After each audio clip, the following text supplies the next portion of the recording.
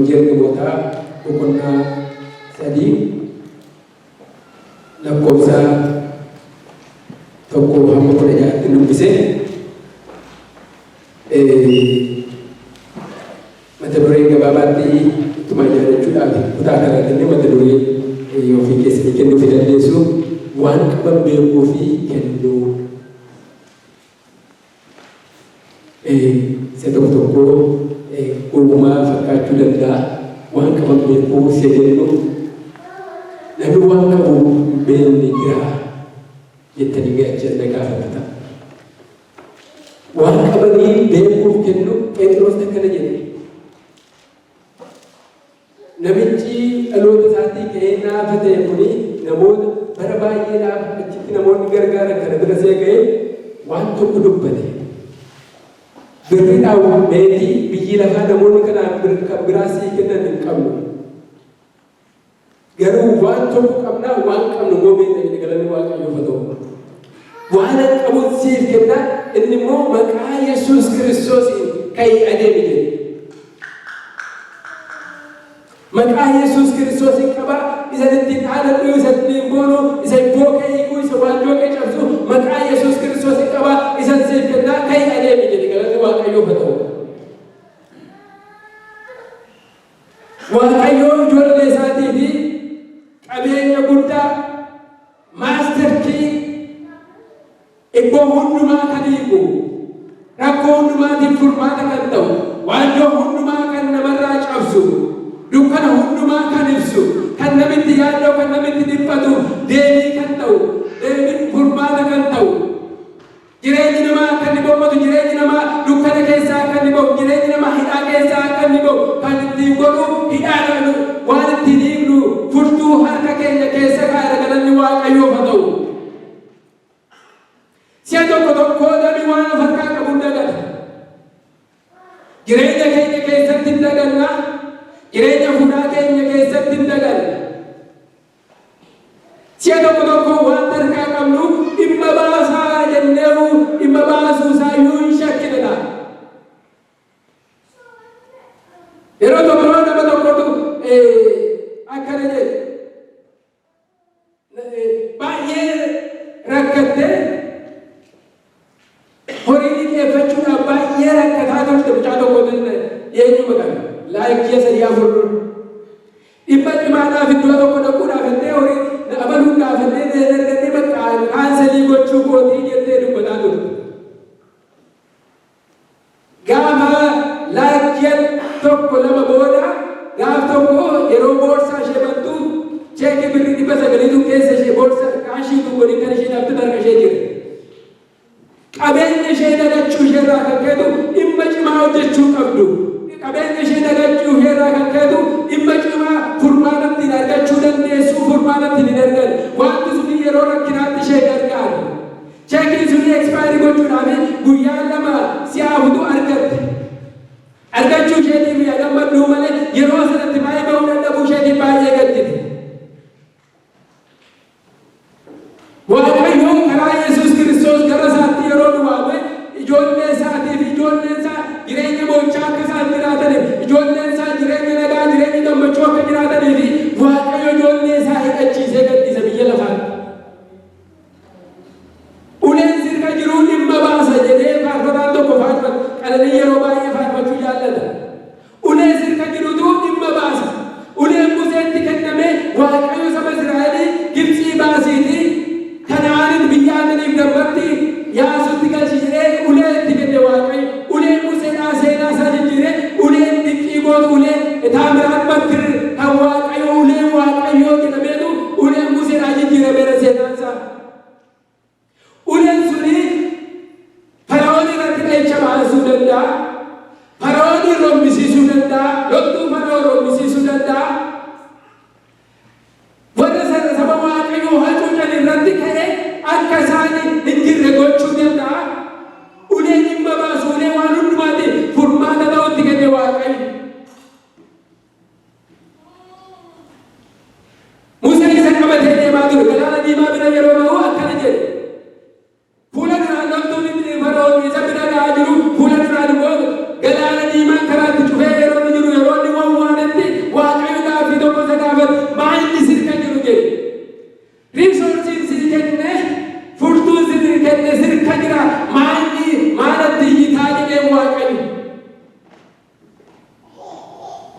Sababiin isaa Museen shaakala isaa keessatti dha'icha fiduu kan inni danda'u beeku malee uleen sun bofa ta'uu kan inni danda'u beeku malee galaana yeroo isaan beeku waan ta'eefitu iddoo sanatti itti gargaaramne qabeenya isaa dagatee ulee isa jiru irratti kaasee jedhe galanni Waaqayyoof haa ta'u.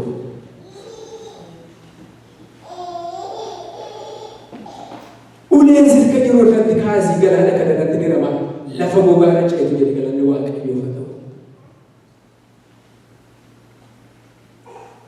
Warra ijoollee Waaqayyoo warra ilma Waaqayyoo Gooftaa Yesuusii fudhatanii fi ijoollee Waaqayyoo akka isaan ta'aniifitu aboo isaanii kenne jedha dubbiin Waaqayyoo ni jiraata. Yohaannis 1:12 irratti. Warra fudhatanii fi ijoollee Waaqayyoo ta'uu beektu. Waaqayyoo abbaan isaanii Waaqaaf lafarratti aboo kan qabu. Waaqayyoo abbaan isaanii waan barbaade gochuu kan danda'u yaada isaa dura dhaabachuu kan hin dandeenye. Waaqayyo abbaan isaanii Elshaadaay kan ta'e. Waaqayyo abbaan isaanii kan inni kan eegu kan hin jirre. Waaqayyo abbaan isaanii waan barbaade gochuudhaaf waaqa danda'u kan ta'e akka isaan ta'aniifitu aboo isaaniif kenne jedhe. Gooftaan keenya Yesuus Kiristoos immoo kana jedhe kakuu haaraa keessatti. Maatewos 8:18 irratti aboon hundinuu waaqa irratti lafa irratti naa kenname dhaqaa jedhee isaanii darbe. Waaqa irrattis lafa irrattis aboon hundinuu naa kenname dhaqaa jedhe. Inni aboo qabu namaa wajjiniin ta'e, inni aboo qabu nama ergee, inni aboo qabu namaan godhi jedhee naani inni ergame suni aboo isa erge sanaatti hirkatee hojii hojjete galanni Waaqayyoof haa ta'u.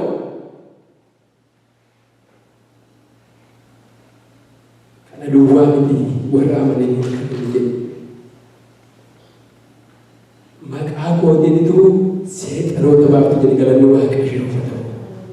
Maarqos 6:17 irratti maqaa kootiin humna maqaa koo keessa jiruunitu seexanoota baaftu jedhe mootummaa dukkanaa diigdu jedhe. Isa biyyi lafaa baasuu dandeenye, isa waraanni biyya lafaa baasuu dandeenye, isa teknooloojiin biyya lafaa baasuu dandeenye, isa ogeessonni biyya lafaa baasuu dandeenye, isa Yuunaayitid Neeshiniin baasuu dandeenye, isin warri dadhabaa fakkaatan, isin warri maqaa kootti amantanii seexanoota baaftu jedhe galanni Waaqayyoof haa ta'u. Biyya lafaa irratti seexana boobuu kan danda'u, seexana iddoo gadhiisisuu kan danda'u, wanti biraan jiru maqaa Yesuus duwwaa galanni Waaqayyoof haa ta'u. Maqaa Yesuus keenya maqaa isatti fayyinee, maqaa isatti du'a jalaa baanee, maqaa isatti dukkana keessaa ifatti baanee, maqaa Yesuus Kiristoos. Maqaa kanatu dinqii godhe galanni Waaqayyoof haa ta'u. Phexrosi humna maqaa kana keessa jiru beeka ture. Qabeenyi inni ittiin boonu, qabeenyi inni ittiin dhaalatu safara kam keessatti haa ta'u, safara jal'ootaa keessatti haa ta'u, safara mormitootaa keessatti haa ta'u, safara warra fakkeessanii keessatti haa ta'u, safara warra jireenya jiraataa jirra jedhanii keessatti haa ta'u, kan inni ittiin dhaalatu isa kana. Maqaa Yesuusiin dhaadadha jedhe galanni Waaqayyoof haa ta'u. Maqaa Yesuus Kiristoosiin qabaan. Qabeenya caaluu maqaa Yesuus Kiristoosiin qaba jedhe. Inni immoo seenaa kee jijjiira jechuu isaati galanni Waaqayyoof haa ta'u. Si'a baay'ee sabni Waaqayyoo, si'a baay'ee namoonni Waaqayyoo iyyuu dabalatee naannoo keenyaanitu ekspiriyaansii keenyaan influensii ta'an. Maqaa kanatti gargaaramuu dagan. Maqaa kanaa jireenya keenyaaf itti gargaaramuu dagan. Hidhaa keenya dhiiguudhaaf danda'a ta'u, gaabbii keenyaaf deebii ta'uudhaaf, waanjoo keenya cabsuudhaaf maqaan Yesuus jabaa ta'etu jirutu qabeenya jabaa kana daganna. Namoonni itti gargaaraman, namoonni qabeenya kana beekan itti gargaaraman biyya lafaa irratti furmaata ittiin argatanii galanni Waaqayyoof haa ta'u. Namoonni dagatan garuu itti miidhaman. Si'a tokkotu Naazireet keessatti akkana ta'e. Ijoollee lamatu gabaa dhaqu, ijoollee dubaraa lamatu. Tokko kiristaanaa, tokko immoo kiristaana Mitiriyaanshee. Gaariidhaan utuu deemaa jiranitu safara tokko si'a galanii duuriyyoonni itti dhufanii dhaabbataa jiran isaan gabaa horii fudhatanii deemaa jiru dhaabbataa jiran. Dhaabatanii naanii kitaaba sirra jiru jedhani. Isheen tokko daftii barsiishee of jala keessa irra taa'uudhaaf yaalii goote. Isheen kiristaana. Isheen kiristaana ta'anii Yesuusin na waraanaa itti cuubee qabatanii waan ta'eef Yesuusin na waraanaa itti boorsaa isheetti laatte. Kana booda ijji dheedhira taa'u jedheetu boorsi barsiisheetti dabbatee ishee sanaan fidii jedheen. Isheen kiristaana ta'in maqaa Yesuusiin walitti dhalanni waaqayyoo haa ta'u. Isheen kiristaana jedhamte garuu dhoksuudhaaf tooftaa itti fakkaatee dhoksuu yaaltee oolchaa qabde. Isa kana dukkannaniif. Isheen sanatu galee maal jedhee Yesuus jetti malee Yesuus itti gargaaramuu beektoota itti noonee jetti galanni waaqayyoo haa ta'u. Isheen suni maqaa Yesuus Kiristoos waan waamteefi maal isa fakkaatu maal isa ta'u waaqayyoo abboommii bideetii keessa isaatti gadhiisee humna maqaa isaatii jireenya isaa jaraa keessatti influensii godhee naasisee baasisee akka isaan itti deebisan godheera. Jireenya keenya keessatti beekatti miidhamne laafatti gargaaramuu dadhabuudhaan isa jedhu yaada. Qabeenya farkaa qabdu kana dagannee beekan keenya nutti miidhame laata. Yeroo tokko akkana jedhe nama tokko seexanni fuulma nama qaalluu waaqa isaa ture seexanni fuulaan natti dhufe naani kadhachuudhaaf utuu jedhu seexanni fuulaan natti dhufe na naasise jedhe. Maqaa Yesuusin jechuu nan dadhabe jedhe. Maqaa Yesuusin akkan hin jennee rabni koo hidhame basumaa boodni jennaan narraa deemu didee isa sana akkan hin jennee arraba na qabe dursee jedhe. Si'a tokko humna maqaa Yesuus Kiristoos hin waammannu yoo ta'e humna maqaa Yesuus qabaachuu keenya beennee yeroo hundumaa qabeenyi koo qabeenyi ittiin dhaadamu qabeenyi koo qabeenyi ittiin boonu qabeenyi koo qabeenyi ittiin rakkoo wayii kan qabeenyi koo qabeenyi ittiin gaaranis qabeenyi koo qabeenyi ittiin diina koo mo'adhu isa kana jennee deemnu yoo ta'e akkasumaan nurkatti ta'a qabeenya bu'aa nuu buufne ta'a qabeenya qabaachuu isaa hin beekne ta'a. Daawwitiin saba Israa'el keessatti adda kan godhe sagal. Daawwitiin gaafa lafa lolaa dhufe namoonni luboonni achi turaniiru raajonnis turaniiru namana mootonni achi turaniiru mootiin isaanii yaalii godhanuu malee akka namaatti ilaalanii Goliyaadii guddaadha jedhanii Goliyaadii maaltu moo jedhanii safara keessatti oduu odeessu turan. Guddina Goliyaad odeessu turan, jabina Goliyaad odeessu turan, meeshaa Goliyaad odeessu turan, meeshaa isa isaanii hin jiru, meeshaa isa isaan harka jiru, meeshaa isa saba waaqayyoo duukaa jiru isa dagatanii. Garaagarummaa guddaa kan Daawit ittiin fide yeroo Goliyaad dhaadatu yeroo Goliyaad meeshaa isaa jabina isaa yaakala isaatiin dhaadatu waan tokko jedhe Daawit isa dibbeen na duukaa jira maqaa waaqa kootiin sitti dhufa jedhe galanni waaqayyoo haa ta'u. Maqaa waaqayyoodhaa dibbii jabaadha galanni waaqayyoo haa ta'u. Maqaa waaqayyoodhaa isa guddaadha jenne caalaa guddaadha galanni waaqayyoo haa ta'u. Isa biyyi lafaa guddaadha jabaadha maaltu isa danda'a jedhe caalaa maqaa waaqayyoo keenyaati caala galanni waaqayyoo haa ta'u. Akkana jedhee kakuu haaraa keessatti maqaa caalu isaa kenna jedhe galanni waaqayyoo haa ta'u. Maqaa caalu. Maqoota biyya lafaarra jiran hundumaa maqoota lubbuu qaban isa ta'u lubbuu qabnes nama isa ta'u bineensa isa ta'u maqaa jiru keessaa maqaa caalu kan jilbuun dinuu jilbeeffatuuf kan arrabnuun dinuu gooftummaa isaa labsu Yesuus Kiristoos waan galanni waaqayyoo haa ta'u. Kan dhukkubatti dhabbooman kan seexanatti dhabbooman kan diinatti hin gombisan maqaa caalu Yesuus Kiristoos waan galanni waaqayyoo haa ta'u. Maqaa Yesuus keenyaa isatti hin waamamne maqaa Yesuus keenyaa isatti hin fayyine maqaa Yesuus keenyaa isatti hin diina keenya mo'anne maqaa caalu maqaa Yesuus Kiristoos duwwaadha. Dagannaa jireenya keenya keessatti namoonni baay'een gooftaa fudhatan yeroo Phexros tajaajilaa turan sana boqonnaa kana dura lafa yeroo hafuura qulqulluudhaan namoota yeroo baay'ee gooftaa fudhatee kan gooftaa beekan baay'eetu jira nama. Kan mana qulqullummaa sanattis yeroo kadhataa sanatti ol galan baay'een jiru nama. Kadhataa sanaafis immoo akkuma namoota kaanii warra waaqayyoon hin akka maqaa kana warra beekne ibboo isaa hiikuudhaaf zirzirii barbaadanii kan itti kennan hin dhiban jedhee yaada. Phexros ዮሐንስ ዝርዝር በፈረካ ደፈነት ይፈካል ወጪን ሞታ ወቁና ለማለት ለምሽነት ተፈካለ ወደ ይላል استوارش انتقسات توري ورقو فلاو لتنقبين يساني يردتاني قرقرني فدني من لساني جلد يروسا نقلاساتو نقبين قرقرم قبين ولا كرسنار كساني كيسا جير ودوار كسا كيسي كاي أكو نموت كالي شاكل هواساتي تراجيشن دانبه كيسي ساتيو إسا نموني كنم چالا كنون دلاتو إني بونا ما كنين بيكفي إني حالة بكيسة تركيسة كنامي ترغنشونا أجي كيسة تكن سربايبي ترغنشونا برغانو نندا لفنا ميجرو تيسو نما كان جيجيرو أدراشا نما كان جيجيرو ربكو نما دي فرماتا كان توغرو إسان أبجي كلانو واقعيو فتمالي نوم نلاتا كسبا واقعيو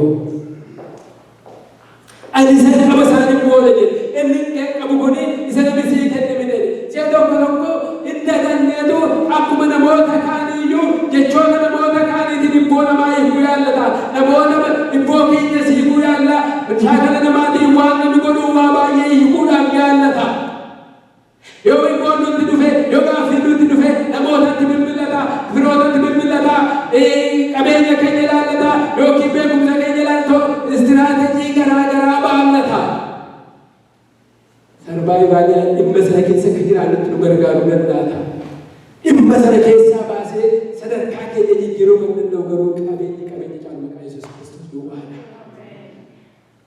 إساني يقول أبيا لوتي موك سبواك أيوتو إسان كانو چالا بوداني أمانتي مسالي كيساتو إنكوني basic necessity dajke motumma waaqayyotti galuudhaaf jedhanii kan godhan baay'eetu jiru qabeenyaan nama gargaaru namaa miti kan isa caalu nama gargaaru waan buusama jechuun godhubadha keessattuu warri kaan sadaqaa jedhanii sadaqaa kennuun jannata nama galcha jedhanii kan hamma danda'an qabeenya isaanii kennaa hamma danda'an kennanii nama gargaaran baay'ee jiru biyya lama amantiin isa kana advokeetii godhu baay'ee jiru amantiin keenya garuu Yesuus Kiristoos nama advokeetii godhu galanii waaqayyoof haa ta'u Phexros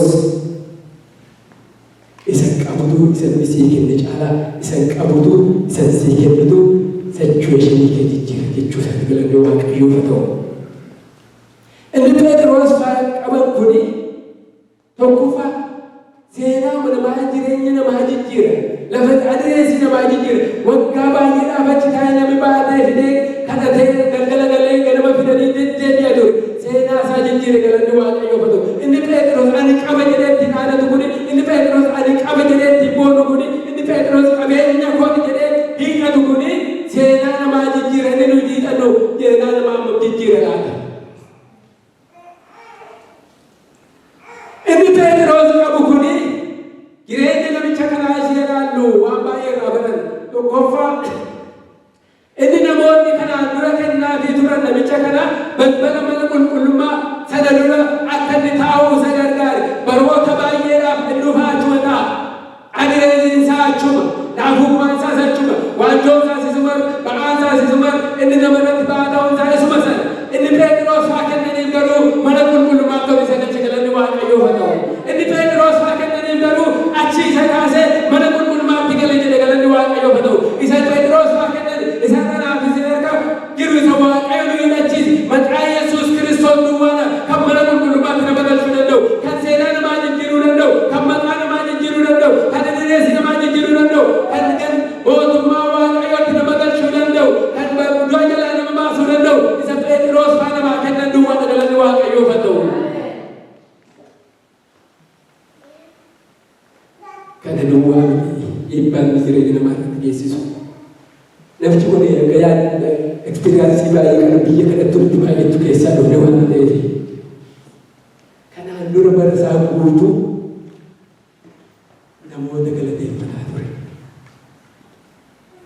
sanyii kee baay'eetu gooti rukkute akkas ta'e kanatti biyya keenya beekuuti namootuma dhimmi isaa iji isaas gara namootaa ture inni Phexros haa kennan garuu maal godhe beektu akka nu waaqayyoodhaan godhi galanni waaqayyoof ta'u isaan duukaa ol galeetu jedhe kuruphise waaqayyoon galateeffachuu jalqabe jedhe kuruphise waaqayyoon galateeffachuu kan inni jalqabe isa Phexros haa kennaniif gaafa argate duwwaadha galanni waaqayyoof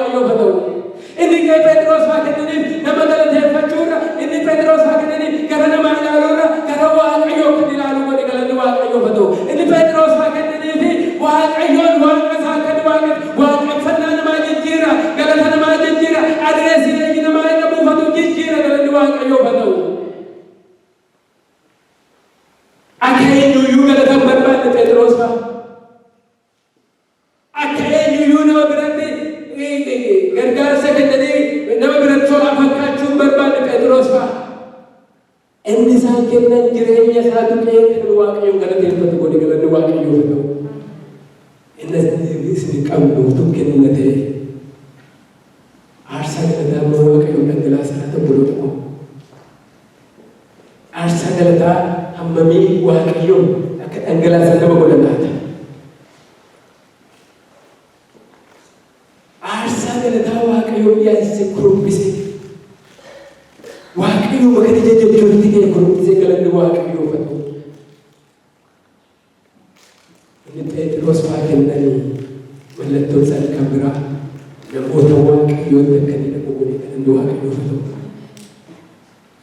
Phexros fa'aa biraa hafuu didee jarri namoonni naannoo jiran fayyadanii ilaalan jedhe galanni Waaqayyoo haa ta'u. Nama Waaqayyoo bira isa maqaa Yesuus Kiristoos qabu isa furmaata ibboo isaatii qabu bira akka dinan attaachimentiin isaa nama tunte attaachimentiin isaa qabeenya tunte attaachimentiin isaa gargaarsa horii tunte isa ibboo isaa eegusa qabu nama Waaqayyoo isa maqaa Yesuus Kiristoos humna maqaa Yesuus Kiristoos beeku bira hafuu didee jedhe galanni Waaqayyoo haa ta'u. Jireenya isaa tuqame waan ta'eef jireenya isaa keessaa waa buqqee waan ta'eef jireenya isaa keessaa waanjoo foonii naafummaa foonii tunte naafummaa fuudharraa cabse waan ta'eef Phexros fa'aa bira hafuu didee jedhe galanni Waaqayyoo haa ta'u. Eliyaasiis yeroo isaa barraqee carqii maggonaas siyaasaa sanarra buusee Eliyaas bira hafuu didee jedhe isaa waan keessa isaa argate jira waan ta'eef bizineesii isaa waa'ee qonnaa qotiyyoo manaa ni qotaa qabeenya mana galchidhaa isa jiru seenaa isaa astaasabii isaa tiduun isaa jijjiire waan ta'eef kunidha kattuudhaa jedhee akka inni tuffatu godhe kunidha akkasumaan isa kana caalu jiraadhaa jedhee kan yaadu godhe waa'ee mootummaa Waaqayyoo isa biyya lafaarra darbe qabeenya biyya lafaa tunte qabeenya isa Waaqarraa kan yaadu ayyaana isa lafarraa badhaadhummaa isa lafarraa tunte ayyaana Waaqayyoo kan yaadu godhe akka inni dheebotu godhe kanaafuu biraa dhabu jedhe. Seenaan namicha kanaas ima kana biraa dhabu jedhe. Biraa dhabu loonii jira. Utuu afaan qabatee utuu irraa adda ba'e kan barbaadan kan lolan diinota baay'eetu jira. Maqaamti Waaqayyoo akka kanatti dinqiin hojjetee maqaan Yesuus kanaa olola kan hin jenne kan barbaadan baay'eetu jira. Na loltanuu, na jibbitanuu, na ariitanuu, na irratti kaatanuu, na mormitanuu, ani isaan biraa dhafu jedhe galanni Waaqayyoo haa ta'u. Sababiin isaa Phexros kan nama baratan ta'anii miti. Sababiin isaa Phexros kan qabeenyatti argisiisanii miti. Sababiin isaa Phexros warqee meetiitti argisiisanii miti. Meetiin warqee kan itti argisiisaa achitti isa eegaa turan kan jireenya isaa jijjiire baay'eetu ture. Badhaadhota baay'eetu ture. Namoota baay'ee bira darbaa ture. Namoota mimmiidhagoo baay'ee argeera jedhee namana. Namoota baratan baay'ee argeera jedhee namana. Namoota waan baay'ee gaarummaa dhadhaa kan namni biyya lafaatti filatee nama duukaa bu'u qaban baay'ee argeera. Isaan kana keessatti garuu humna maqaa Yesuus Kiristoos arge galanni Waaqayyoo haa ta'u. Isa isaan ittiin dhaadatan arge. Kanaafuu ansi biraa dhafu. Ansi biraa dhafu. Ani sin biraa jedhe galanni Waaqayyoo. Arfaffaa humna maqaa Yesuus Kiristoos yeroo labsamu mootummaa dukkanaatu jeeqama galanni Waaqayyoo haa ta'u. Kanaan dura bakkoota baay'ee namni toleeraa namicha kana jedhee namani keessattuu yeroo ayyaanaadhaa namni baay'ee kennee horii baay'ee fudhatee galanee namani. Namni baay'ee qabeenyatti dhangalaasee argatee namani. Waan tokko yeroo dubbatamu argine. Maaliif namicha kanaafi warqee laattee, meetii laattee, qabeenya qarshii kumaatama laattee maal jedhee namni dubbata tokko jedhu safara keessatti. Waan tokko safara nagaa ture. Gaafa maqaan Yesuus Kiristoos mul'achuutti ka'u. Gaafa humni maqaa Yesuus Kiristoos safara isaa keessatti jireenya isaa keessatti hojjechuutti ka'u. Gaafa Phexros fa'aa waan qaban beekanii waan qaban kennuutti ka'an. Maqaa Yesuus isaa kennuutti ka'anii jeeqamsas ta'e safara sana keessatti. Warruma sila nagaadhanii qulqulluudha jedhanii uffatanii miidhaganii ta'an keessaa quuqamuutti ka'e. Warruma sila isaaniin yeroo kadhannaa gadhanii yeroo kadhannaa wareega isaanii baasuudhaaf dhaqanii keessaatu quuqqamuutti ka'e Phexros faana qariisaa ka'e sababiin isaa mootummaa dukkanaa kan diigu hidhaa seexanaa jalaa kan nama baasutu bakkeetti baasanii qabeenya keenya jedhanitti dhaadatan waan galanni waaqayyoof haa ta'u. Biyyi nagaadhaan jiraanne taanaan sabni keenya nagaadhaan jiraanne taanaan safara keessatti sosochoosaan ta'u taanaan kennaa keenya irraa kan ka'e darbuu keenya irraa kan ka'e maqaa Yesuus labsuu keenya irraa kan ka'e waan ta'u taanaan spiritual nagaan fakkaatu. Isa isaan kennattu safara keessatti isa isaan kennattu mootummaa dukkanaa dhiibbaa keessatti galanni waaqayyoof haa ta'u. Balbala wangeela lallabuu baneef